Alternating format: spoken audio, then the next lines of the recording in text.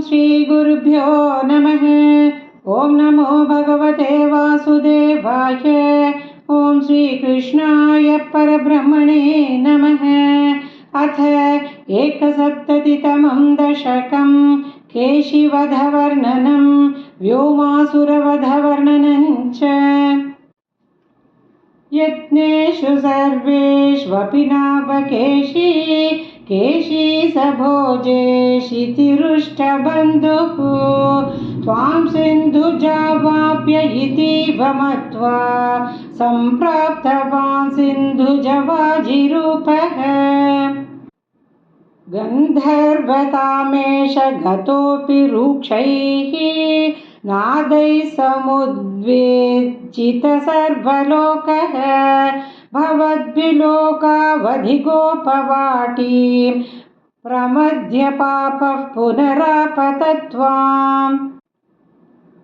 तार्क्ष्यार्पिताङ्ग्रेस्तव तार्क्ष्य एषः चिक्षेपवक्षो भुवि नामपादं भृगोपदाघातकथां निशम्य स्वेनापि शक्यं तदितीव मोहात्।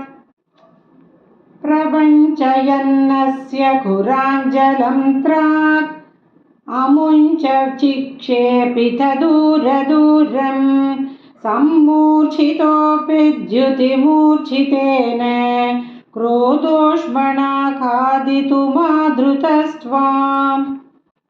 त्वं वाहदण्डे कृतधीश्च वाहा दण्डं यदास्तस्य मुखे तदानीं तद्वृद्धिरुद्धश्वसनो गतासुः सप्ती भवन्नप्ययमैक्यमागत्।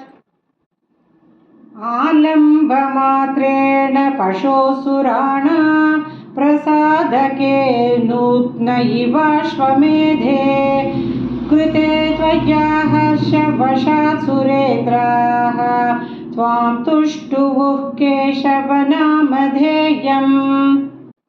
कंसायते शौरिसुतत्वमुक्त्वा तन्तद्वधोत्कं प्रतिरुध्य वाचा प्राप्तेन केशिक्षपणावसाने श्रीनारदेन त्वभिष्टुतो भूः। कदापि गोपैः सह काननान्ते नीलायनक्रीडन लोलुपं त्वां मयात्मजः प्राप दुरन्तमायः व्योमाभिधो व्योमचरोपरोधी। सचोरपालायितवल्लवेषु चोरायितो गोपशिशून् प्रशूंश्च गुहासु कृत्वापि दधे शिलाभिः त्वया च बुद्ध्वा परिमर्दितोऽभूत्।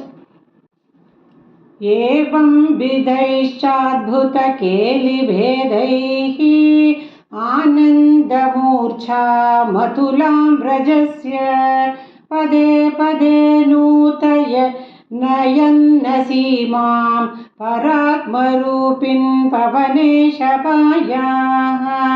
नारायणाखिल गुरो भगवन्नमस्ते नारायणाखिल गुरो भगवन्नमस्ते।